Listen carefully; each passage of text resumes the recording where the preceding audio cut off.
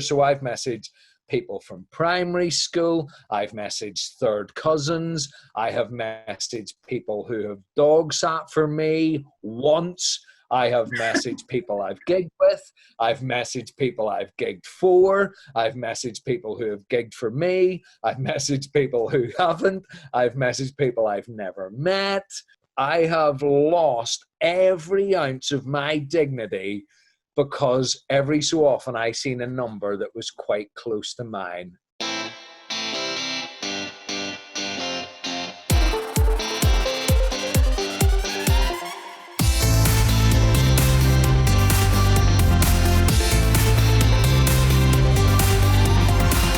Welcome to this week's Inane Campaign podcast, where every episode, Mark Rowe and me, Andy Glicks, dive into the wacky and weird of Change.org's online petitions, seeing what we can fish through, and then inspired by that insanity, we conjure up our own inane campaigns. Then we post them on Change.org, we go head to head, and we run around the internet seeing who can gather the most support for their silliness.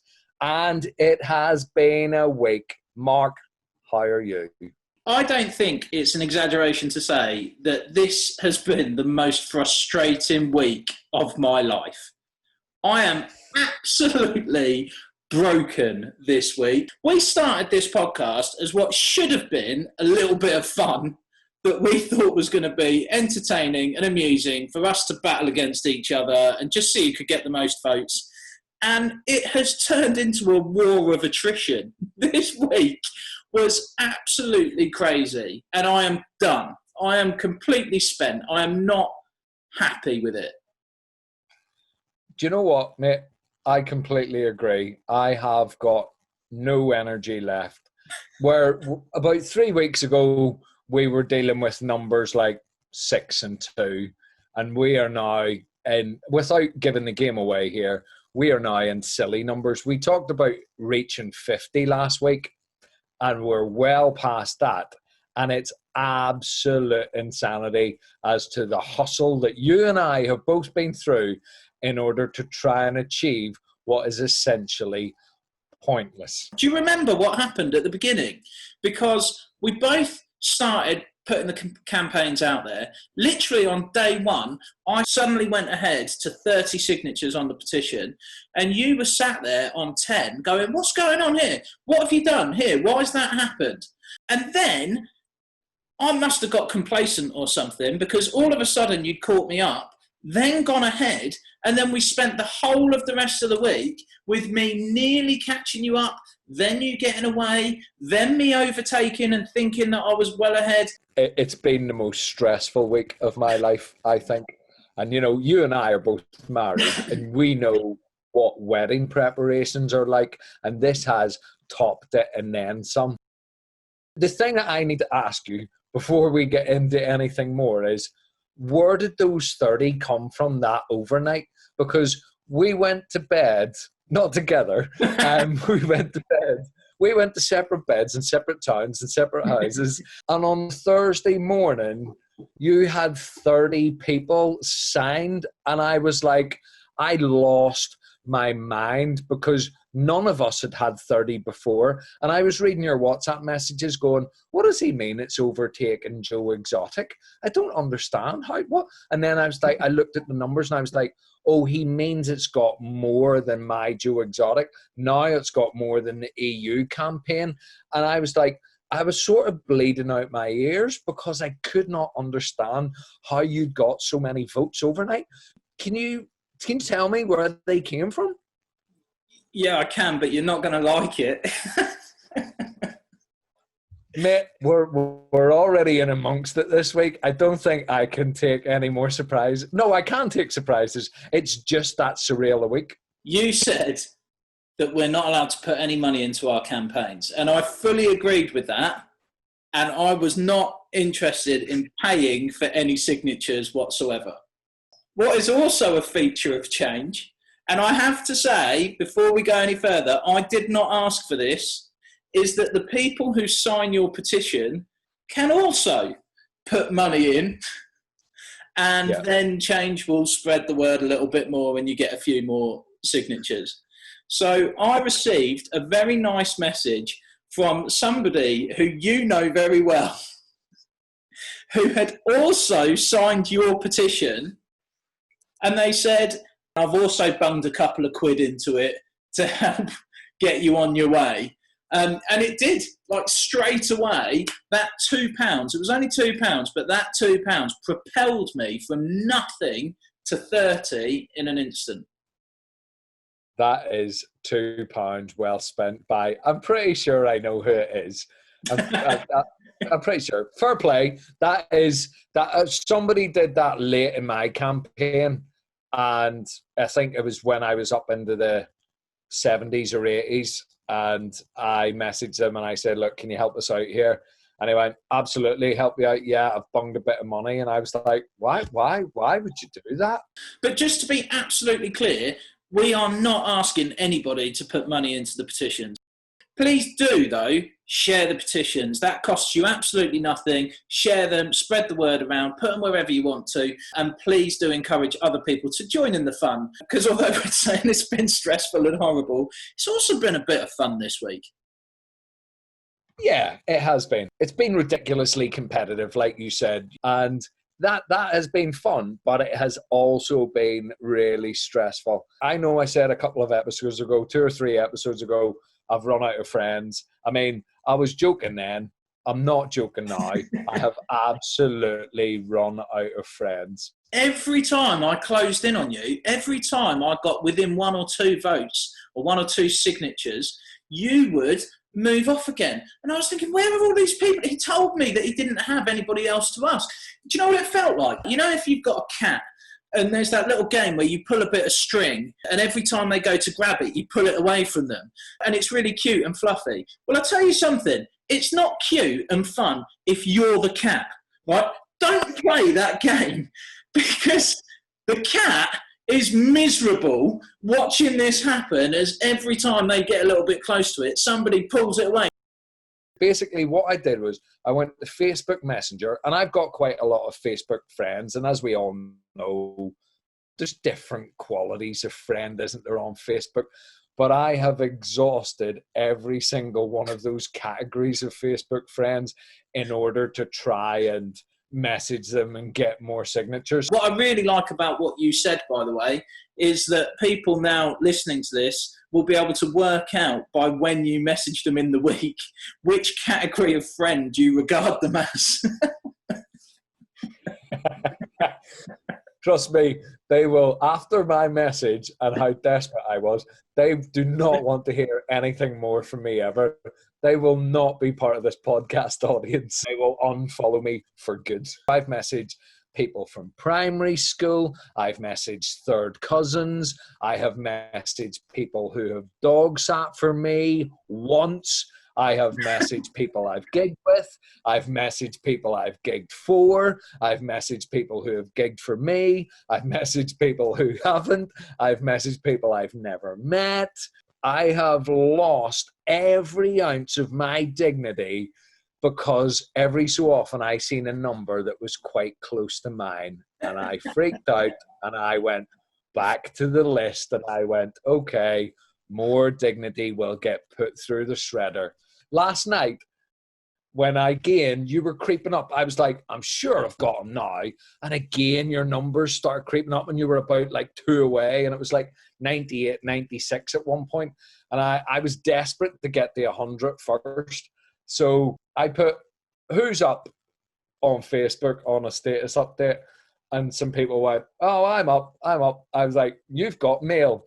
So I basically just messaged anybody that said that they were still awake, and I said, here's a petition, can you sign it? And told them about the podcast and all the rest of it.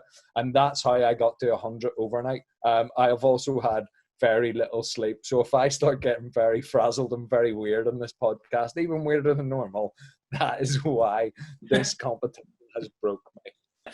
I'm going to take issue slightly with some of your votes, because I think some people actually took it from reading the comments on your reasons for signing it took it as an actual petition against the amount of money that Rishi Sunak is putting into comedy, rather than the fact that you were saying Rishi Sunak should go and do live comedy himself. Oh yeah, I don't think people actually read the blurb. I spent ages thinking about that, handcrafting it, thinking about the words, thinking about the punchlines, and I think people sort of half read the title and then went, blah, I've heard a trigger word, blah. Like my own dad just put, the Tories are jokes in and of themselves. At least he related it to the comedy element of it. There was one person who just put, live comedy is really important to everybody and we can't let it go. And I was thinking, yeah, but Rishi Sunak performing at an open mic isn't really important to live comedy. That's not going to make any difference whatsoever. I only got onto this idea about messaging all the people on your friends list right at the end of the week. I'd been trying to be creative before that. I had my father-in-law come to visit this weekend, and he was very good. He joined in, he signed the petition, but he put as the reason for signing it, I'm sat in his house and he won't let me have any more beer unless I sign this petition. I love that. And then he sent a post to all of his friends on Facebook saying very similar.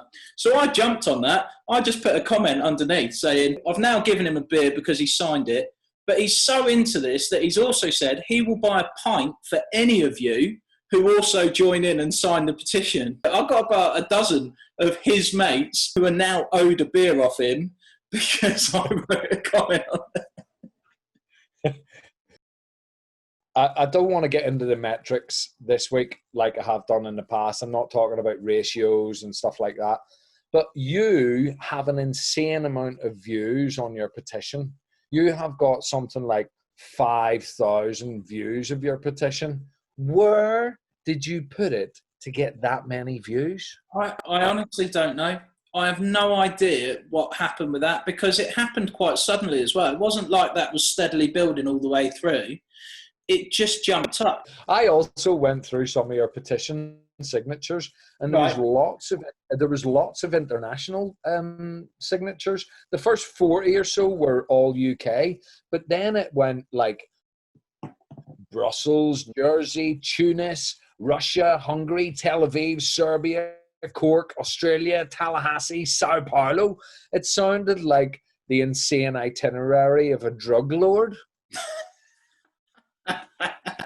Whatever you did, I was fascinated by it and also very alarmed because each time I was like, he's got a secret. I don't know what his secret is. How do I play catch up? I don't know. I'll just go and message my friends. Well, not really friends, acquaintances. Well, ultimately, it didn't work out for me, did it? I might have had thousands of views on it, but that is not the game. The game is not how many views can you get on a change petition. It's how many people can you get to sign it. And I fell short. You finished with 118 signatures and I got 111. So thank you if you were one of those people and now you're listening back to this. Thank you for joining in. Thank you for playing the game. We're going to go again. We're going to go again because we are ridiculous. We're too deep, Mark. We're too deep into it now, especially having done this week and got all that backing. I know it's nearly broke us, but actually what we have done is realised how important the whole process is to us and how much we both want it. As meaningless as it is, we both have this toxic masculine side that needs a win. I desperately need a win. What is it now, like 4-1 to you? 5-1? I think it's 5-1.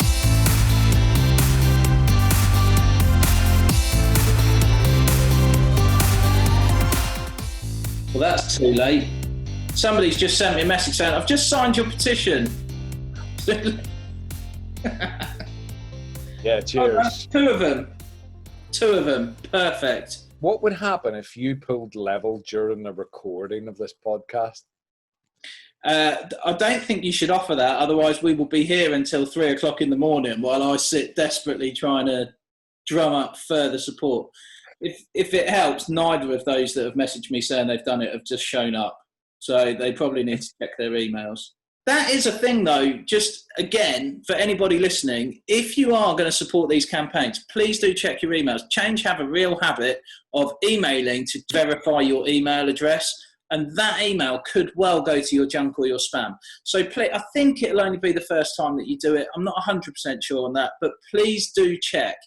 If you have backed one of the campaigns, just have a quick look at your emails, make sure there's not something there asking you to tick a box, and that way your vote will be counted. Okay, so did you have any time in amongst your hassling distant acquaintances to be able to look on Change at any other campaigns that are out there this week? I don't know why, but I just put into change.org Jabba, obviously from Jabba the Hut. I was just like, yeah, you know how hard it is to kind of come up with weird things that might be on change.org. So you just really end up in the most bizarre things that spring into your head. Gunnar Moore has put on a petition that just says, getting an inflatable Jabba the Hut. And it says, it's got a picture of an inflatable Jabba the Hut, a person dressed in an inflatable Jabba the Hut. Right. And it just says, life is nothing without an inflatable Jabba the Hut. Well, I think he's got a point, isn't he? Surely, if you need any kind of inflatable costume, it should be a Jabba the Hutt costume. Do you remember you used to get inflatable costumes of sumo wrestlers and people used to get in them and they used to like wrestle outside pubs? Let's bring back that wrestling, but have Jabba the Hutt costumes, inflatable Jabba the Hutt costumes. So you've just got two big sci-fi creatures from, you know, well-known Star Wars films just sort of rubbing against each other outside the Golden Peacock down the town. I'd pay good money to watch that. Would you not? If it looks anything like your impression of it just did, then probably not, no. That is really quite disturbing. And there's some reasons for signing. In these troubling times, it is more important than ever to support dressing up like Jabba the Hutt. Yes, I like that. That's somebody showing empathy, isn't it? I think there's lots more important things to do than dressing up as an inflatable Jabba the Hutt. No, but that's not what it's saying. It's not saying it's the most important thing in the world to do. It's saying it's more important now to dress as Jabba the Hutt than it was last year or the year before. And I agree. It's been a very difficult time. It is probably more important than ever to be dressing as Jabba the Hutt. How important did you think it was to dress as Jabba the Hutt last year? Not at all. And at any point before that, did you feel it was important to dress as Jabba the Hutt? Thought hadn't even crossed my mind, mate. No, point proven. It's more important than ever to dress as Jabba the Hutt. That's fair comment then. Absolutely fair comment from that lad. Here's me mocking him and he's just like, he's the wielder of the sword of truth. Yeah, so I fell down a bit of a Jabba the Hutt hole, obviously. I've got very limited time. I've got one search term. I've got to maximise the search term. You definitely won't have seen Rogue One, have you? No. Rogue One is basically about how the plans to defeat the Death Star were stolen. And it's a very good movie. It's well worth watching if you know films. But if you've watched like a Star Wars movie one time, get in a bin. But there's an actor in it, right, called Diego Luna, and he's the main guy in Rogue One, and he's very handsome. There's a change.org petition that just says, "Let Diego Luna touch Jabba the Hutt." I'm like, all right, what's this about? So this is what it says. Actor Diego Luna has expressed his obsessive desire, to discover the texture of Jabba the Hutt in recent press interview new Star Wars film Rogue One. It is our wish to allow Diego to meet and touch the real puppet used in the original Star Wars film trilogy. Fulfilling Mr. Luna's dream will not only be a wonderful experience for him, but will also bring great joy to Star Wars fans across the galaxy. I've got a couple of issues with this, though. Right. Firstly, why is a man who is in a film that is essentially owned by this franchise of films not able to just pick up the phone to somebody and say, hey, do you know what? I really want to come and touch Jabba the Hut. That's what I'm after. In fact, get it written into his contract. If he's that keen on touching Jabba the Hut, why does there need to be a change petition for it? I think these people are wasting our time. Also, the phrase, it will please Star Wars fans across the galaxy. Like, they are so caught up in it, they are so messed up that they think that there are other creatures, people, whatever, across the galaxy living on another world, but they've just managed to get hold of a DVD of Star Wars that they're sat watching because they're big fans of the franchise. People, what is this madness that we're dealing with? And what do you think happened once he touched Jabba? No, I'm not going to answer that question. No lightsaber jokes. What do you think? Was he satisfied then? Do you just touch Jabba the once and then think, oh well, it's exactly as I thought it would feel? The end. I think if you touch Jabba once, you probably want to continue to touch Jabba for a long time. What have you found on chains.org this week? Well, I quite like this. I'll be honest, I found one that was very similar, but it was absolutely littered with very bad language. And I'm trying to avoid that within this little podcast. I didn't want to have to beep out every other word, and it was littered. So that was about recorders. So I took a little sidestep. This is about kazoos. It's virtually the same. I'm sure you can imagine, right? It says, stop Rory playing the kazoo. Okay. Yeah. They said that they've had enough of Rory playing the kazoo. It was a bad thing. He was annoying everybody by playing the kazoo, right?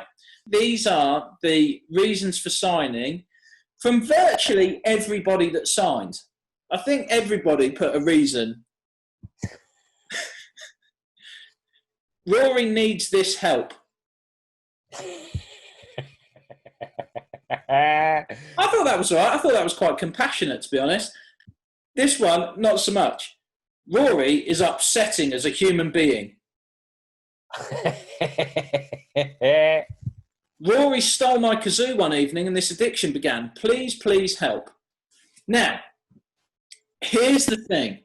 That, to me, sounded mildly amusing, but not outright funny. It wasn't one that had completely grabbed my attention. As I said, it was very much runner-up to the idea of Josh and his recorder, which I couldn't say out loud because too much bad language. Until I noticed this. This is the really fun part. Who do you think started the petition, Stop Rory Playing the Kazoo? I'm going to take a wild guess here. I'm going to say it's probably Rory. Rory started his own petition to make himself stop playing the kazoo.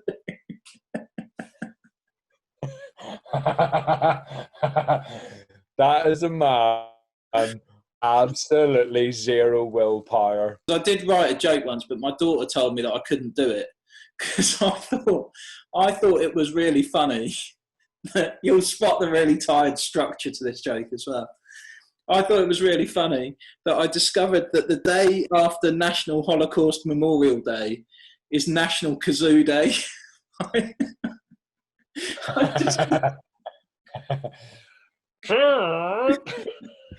Inappropriate are those two things together. And I just thought it was really funny that one of them was created by somebody in Germany and brought pain and suffering to millions of people, and the other one was the Holocaust. I mean, after something so heavy, you're gonna need some light relief. You know, I'm all for days put beside each other, which are like sort of yin and yang. You know, I don't think the kazoo is it though. I'm not sure that is something that's going to brighten the mood. Oy vey, oy vey. Oh dear, that's funny. I like that. I'll tell you this, because I was sent one by my mate Gaz Lawton, but he wasn't really trying to send it to me so that I would use it on the podcast. When I did my campaign this week, he just said, I really feel sorry for you, man, as a comedian, because you try and make jokes about stuff, but the world is so messed up at the moment that nothing seems like a joke anymore. And then about 3 days later, he sent me this petition and just went, told you. Right, so this is it. Don't allow Mike Tyson to fight a great white shark.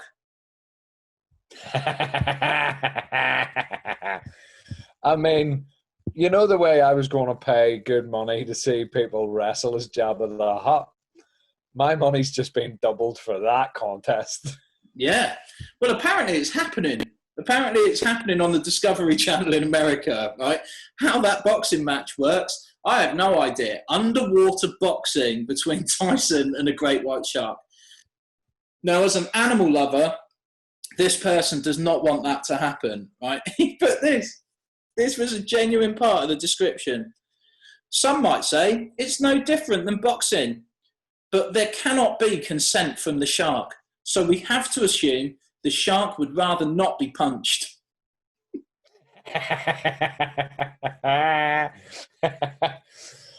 We couldn't get the shark to sign the forms because the shark had no opposable thumbs.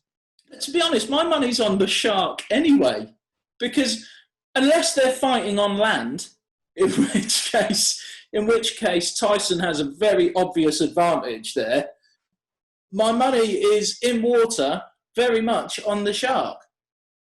Anyway, somebody shot him down. Somebody put in reasons for signing. But I love the fact that in order to have the opportunity to be able to write a comment to shoot this person down and tell them how stupid their whole petition is, they had to sign the petition in the first place. To be able to tell them. It says this whole petition is stupid. Here's why. 1, there will be no fight. It's going to be like the Michael Phelps thing where they likely compare and contrast things like Mike's punching power to the shark's bite force. 2, great whites are a protected species, vulnerable to extinction. Discovery would never put one in harm's way. 3, anyone with a brain knows that Mike Tyson would never stand a chance against a full-grown great white determined to kill someone. No human would. This is an animal that can weigh up to 2,000 pounds and reach 20 foot in length. Use your brains, please. Slayed by facts.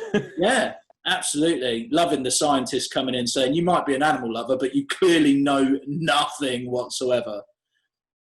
I mean, the shark has one big advantage when it comes to fighting Mike Tyson as well. The shark has no ears for Mike Tyson to take a mid-session bite out of. Do you know what I mean? So, effectively, my money's on the shark. Do you think it's because, didn't he used to keep tigers, Mike Tyson? Didn't he famously have tigers that he looked after as pets, and then he got told off for it because it wasn't really the right way to keep wild animals? Do you think he's just gone, I've grown up boxing tigers, bring on the next dangerous animal? I know, great white shark. Yeah, I mean, Mike Tyson's mental health is something I've been worried about for a long time. And this is just adding fuel to the fire, quite frankly. And I want to see Mike Tyson and the shark in a Jabba the Hut costume outside a pub called the Golden Peacock. I just want to see how that goes down. Yeah, I would pay to see that. That's fair. I wasn't so sold earlier, but now you've added Mike Tyson and a shark into the deal, I'm in.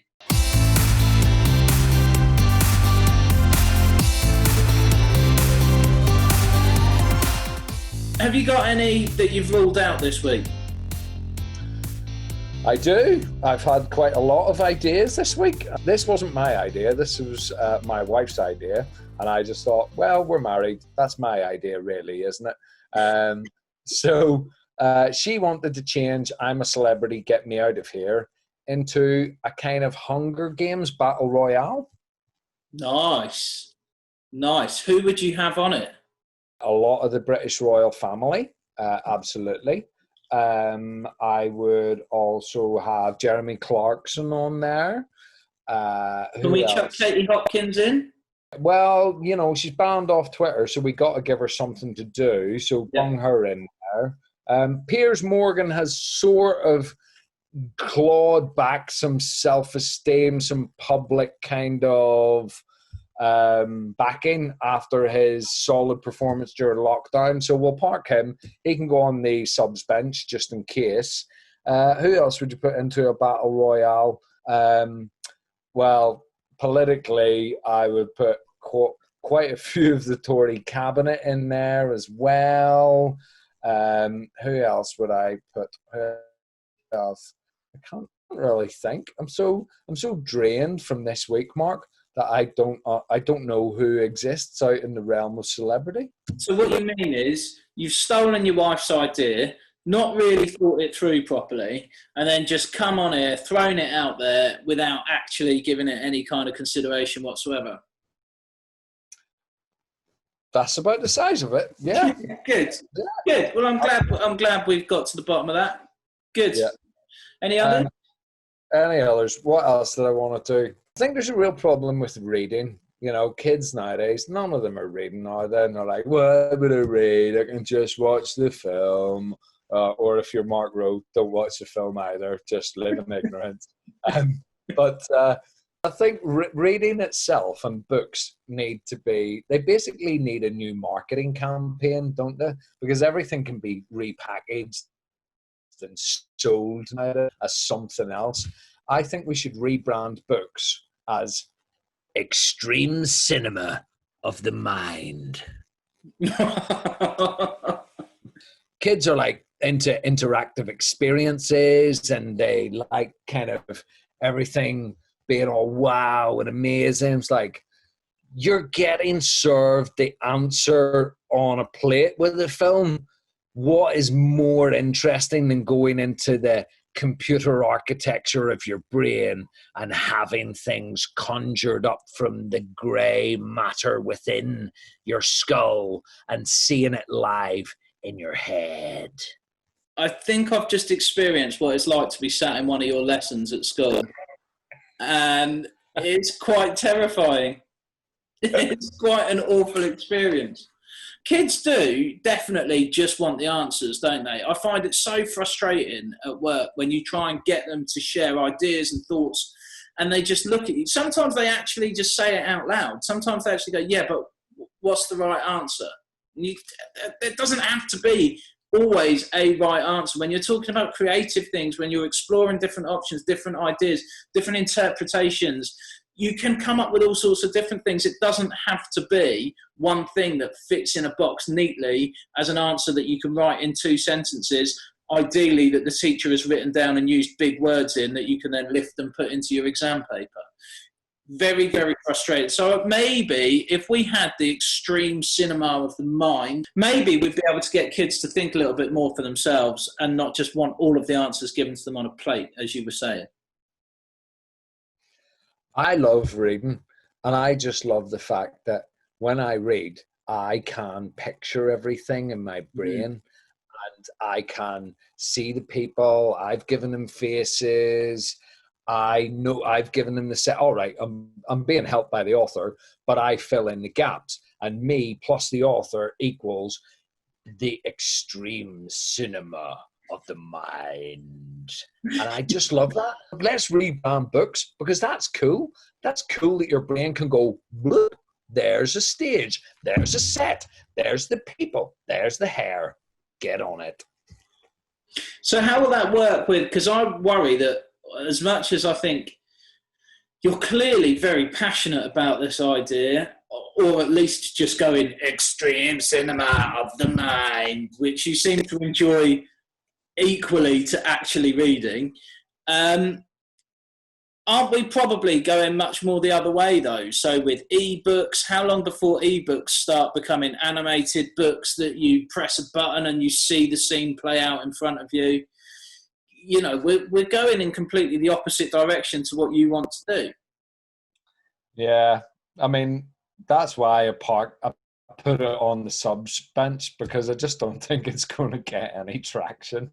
I'm not going to take ages over these because they weren't ideas that truly convinced me. They were just things that I was kicking around. I'll be honest, this was going for the popular vote, trying to think of things that people would want to happen or things that people would want to see. So I just went ban clowns. All they're doing is chucking custard over each other.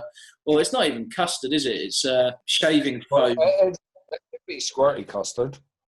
It would be if Anchor hadn't banned or got rid of squirty custard several years ago. Maybe two clowns have stockpiled this squirty custard for years, and they have went, do you know what? We're so in love with the aerodynamics of the squirty custard that we're going to keep the squirty custard. Doesn't matter if it's in date, if they're just using it to spray over each other. They're not eating it, you know. Have they filled a bath with it? Are they floating on top of it? They're the big questions we need to ask, Mark. Well, in my mind, that's just another reason to get rid of clowns, because they've deprived us of squirty custard, which we quite clearly wanted back. Do you remember the killer clown epidemic a few years ago? And there was people who just thought it was really clever to dress up as clowns and then go out into the public with actual weapons and chase after people and terrify. We had them turn up at our school and everything. That is horrendous. We all had to go out on duty at the end of the day because there was going to be signs of clowns. And I was a little bit scared about going out on duty at the end. They basically asked for all staff to go and stand outside school at the end of the day because, you know, you had to go and face off with, you know, whatever, Chalky the Clown or whatever, who was standing there. Do you know the bit in Anchorman? Have you seen Anchorman? Yeah, I have, yeah. Oh, you've seen Anchorman? Excellent. Do you know the bit where all the news crews turn up and they fight each other? Rumble, yeah. I've just got that in my head, in my extreme cinema of my mind. I've got you, a bunch of Milton Keynes school teachers, and an array of killer clowns with machetes, with spikes, with maces, with all cat and nine tails, and you are ready to throw down. I was not ready to throw down. I was ready to run away. Anyway, I scared them off, didn't I? Got out there, no clowns. Yeah, of course you did. Of course you did. It was your brooding masculine presence. All of that lack of fear, all of that confidence. They just sensed it in the air and they were like, time to book. So I didn't go with banning clowns because I don't really need to. Already got rid of them. I had this idea as well. I don't know how you'll feel about this one. I think that Bill Gates or somebody else computer-minded should create an app for your phone that is a lie detector. Ooh. Do you know what's quite weird? My actual campaign for this week involves a lie detector. Ah, does it really? Okay, well... I feel like we're becoming symbiotic, Mark. I feel like we're slowly becoming one brain. You know, we had that week where we were talking about Kanye and Taylor and Kanye and Joe Exotic. I feel like slowly we're merging into one person. Isn't that awful? Isn't that an awful thought? What a horrible byproduct of doing this podcast that would be. So I just thought things like if you went to the garage, because I know nothing about cars and mechanics and things like that. I am completely at the behest of any kind of mechanic who decides to tell me what is wrong with my car and how much it's going to cost me. But if you had a lie detector app on your phone, if he starts to tell you, oh yeah, it's going to be a lot this one, mate, you're going to have new brakes, new discs, new pads, and you're probably going to have the catalytic converter converted back. Yeah, your reverse race sprocket's gone, mate. It's in a terrible state. I mean, I've seen some reverse race sprockets, but that one really takes the biscuit. You've used 5 out of your 6 gears, mate, so you're going to have them replaced. If they start doing that, little thing on your app, on your phone goes off, you know they're absolutely talking rubbish. You can turn on your heels, walk straight out. Don't have to go with it. The other thing you could do is use it on your children. Because I know that yours are still quite young, aren't they? But as they get older, you start to get a few little more devious things being said, a few little bits and pieces being presented in one way, particularly when it's arguments between them and you're trying to get to the bottom of what actually happened. I think a lie detector app on your phone would be absolutely... In fact, do you know what? Forget whether you actually create one or not. I'm going to convince my kids that I've got a lie detector app on my phone and just use it when I'm having conversations with them now and be like, right, hang on, before you say anything, let me just get this up. Right, tell me what happened. I think that's going to be perfect. I've heard of a class where that happened, where essentially we're trying to get to the bottom of who had stolen what in the class. And the teacher basically said to them, I've rang the police. And what they're going to do is they're going to come right now and dust for prints. So you're all going to stay here. You're not going to your next lab. I mean, feel free to tell me who done it. About a minute later, a kid just broke and went, I did it. Yes, teacher. That is amazing. I was told very early on in my teacher training that the way to ask it is you just ask 2 questions and you will always get the truth out of any kid, right? The first question is, tell me what happened. And then you let them tell you exactly what happened. And then you go, now tell me what really happened. Yes, that is great. I need to remember that. That is amazing. I figured out who you would get to do it. Bill Gates is not your go-to. Mark Zuckerberg is your go-to now for the tech stuff, isn't he? The head of Facebook. Or your friend from last week, Elon Musk. Zuckerberg and Musk. See, when you say his name on its own, it sounds like, obviously Musk comes from a skunk, doesn't it? You should say obviously. Yes, that is the... That's what skunks emit. They emit musk, and it's horrible. Are you telling me in America now we've got Donald Trump and Elon Musk are the 2 most sort of powerful men in America? Something smells rotten, doesn't it? Something smells rotten in the state of Denmark.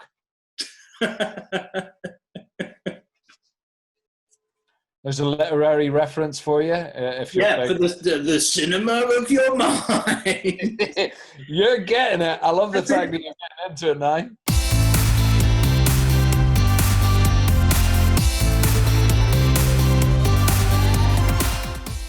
Tell me then what your actual campaign is that you're going to run with this week.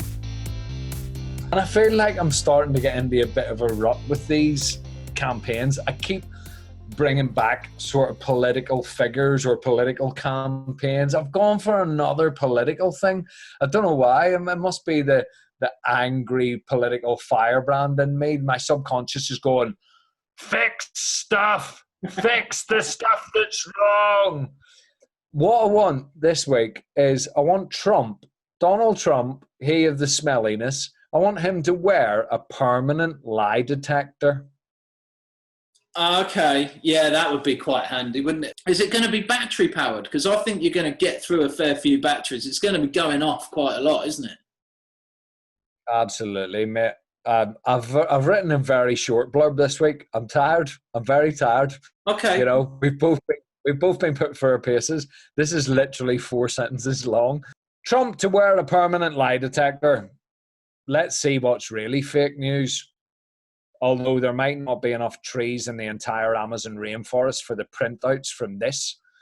The hair, the tan, the tax return, his scriptural understanding of the Bible, and that's just for starters. What else can we test him on?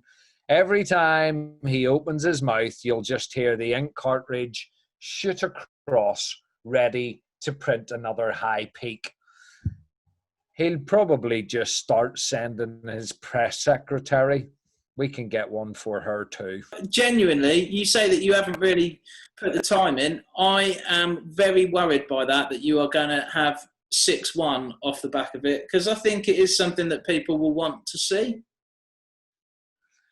Yeah, I'm not going to push it this week though. I'll put it in a few places.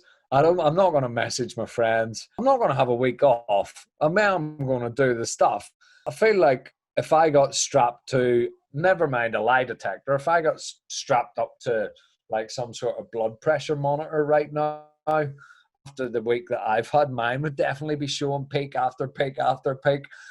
Let's just throw this out there onto the internet.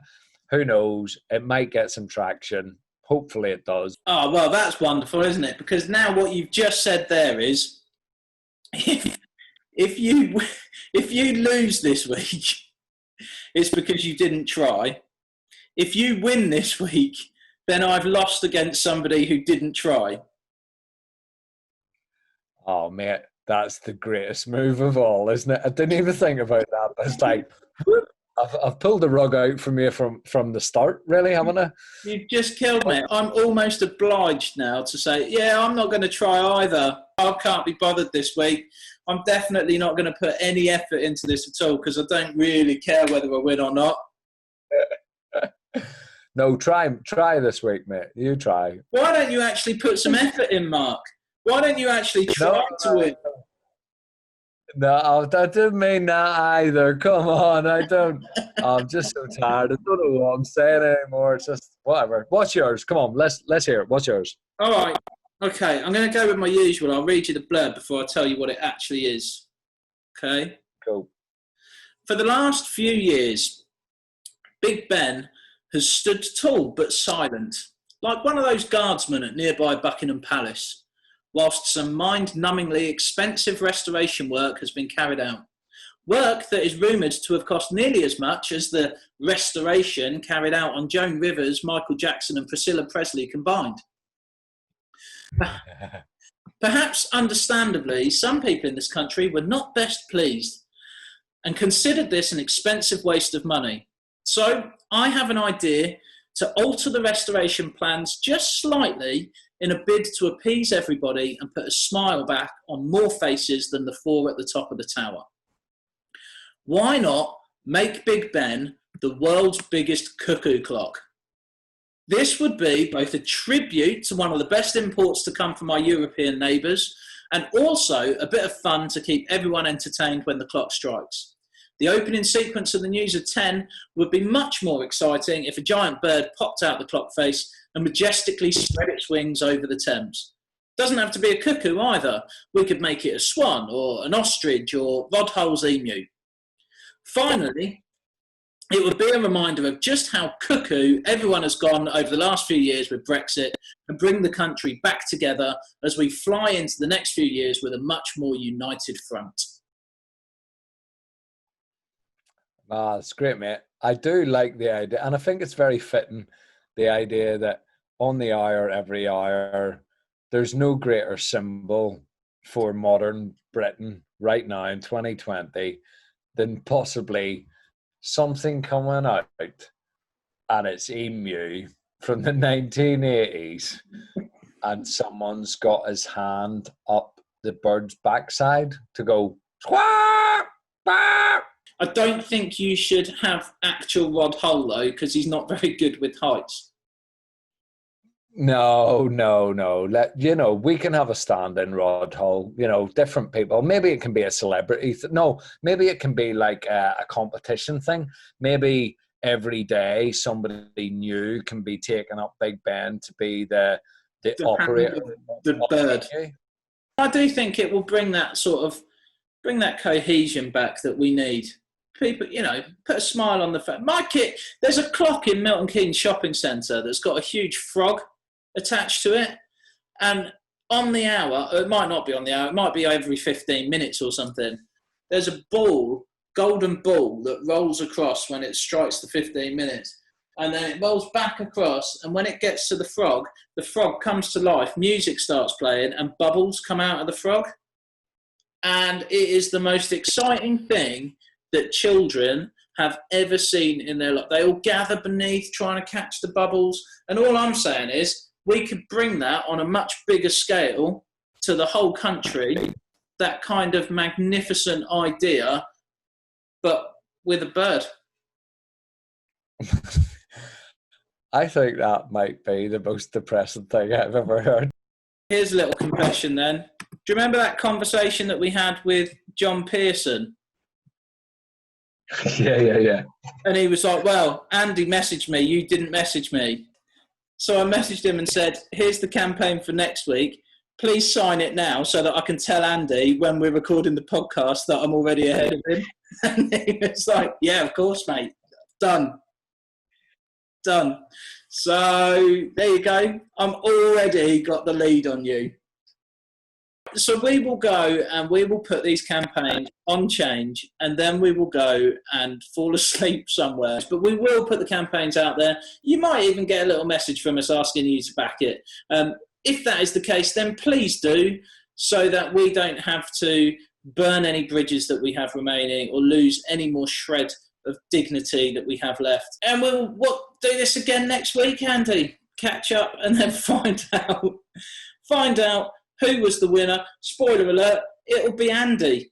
But there you go. If you're interested in finding out how we got on and what happened, then join us next week for another exciting edition of the Inane Campaign podcast.